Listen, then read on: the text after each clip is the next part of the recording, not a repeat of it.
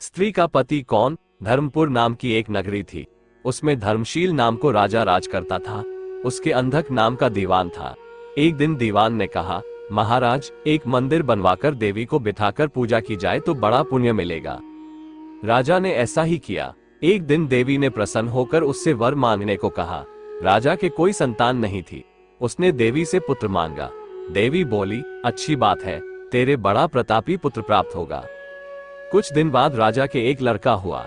सारे नगर में बड़ी खुशी मनाई गई। एक दिन एक धोबी अपने मित्र के साथ उस नगर में आया। उसकी निगाह देवी के मंदिर में पड़ी। उसने देवी को प्रणाम करने का इरादा किया। उसी समय उसे एक धोबी की लड़की दिखाई दी जो बड़ी सुंदर थी। उसे देखकर वो इतना पागल हो गया कि उसने मंदिर में जाकर देवी से प्रार्थना की, हे देवी, ये लड़की मुझे मिल जाए। अगर मिल गई तो मैं अपना सिर तुझ पर चढ़ा दूंगा। इसके बाद वो हर घड़ी बेचैन रहने लगा। उसके मित्र ने उसके पिता से सारा हाल कहा। अपने बेटे की यह हालत देखकर वो लड़की के पिता के पास गया और उसके अनुरोध करने पर दोनों का विवाह हो गया।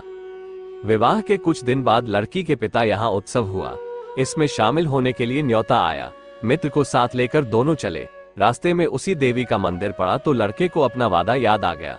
उसने मित्र और स्त्री को थोड़ी देर रुकने को कहा और स्वयं जाकर देवी को प्रणाम करके इतने जोर से तलवार मारी कि उसका सिर धड़ से अलग हो गया।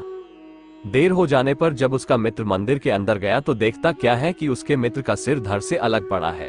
उसने सोचा कि ये दुनिया बड़ी बुरी है। कोई यह तो समझेगा नहीं कि इसने अपने आप शीश चढ़ाया है। सब यही कहेंगे कि इसकी सुंदर स्त्री को हड़पने के लिए मैंने इसकी गर्दन काट दी। इससे कहीं मर जाना अच्छा है। ये सोच उसने तलवार लेकर अपनी गर्दन उड़ा दी।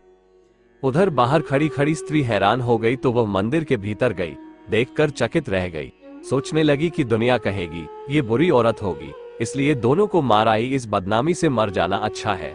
ये सोच उसने तलवार उठाई और जैसे ही गर्दन पर मारनी चाही कि देवी ने प्रकट होकर उसका हाथ पकड़ लिया और कहा, मैं तुझ पर प्रसन्न हूँ, जो चाहो सो मांगो। स्त्री बोली, हे देवी, इन दोनों को जिला दो। देवी ने कहा, अच्छा, तुम दोनों के सिर मिलाकर रख दो। घबराहट में स्त्री ने सिर जोड़े तो गलती से एक का सिर दूसरे के धड़ पर लग गया। देवी ने दोनों को जिला दिया। अब वे दोनों आपस में झगड़ने लगे। एक कहता था कि यह स्त्री मेरी है, दूसरा कहता मेरी। बेताल बोला, हे राजन, बताओ कि यह स्त्री किसकी हो। राजा ने कहा, नदियों में गंगा उत्तम है, पर्वतों में सुमेरु, वृक्षों में कल्पवृक्ष और अंगों में सिर। इसलिए शरीर पर पति का सिर लगा हो, वही पति होना चाहिए। इतना सुनकर बेताल फिर पेड़ पर जा लटका। राजा उसे फिर लाया तो उसने सातवीं कहानी कही।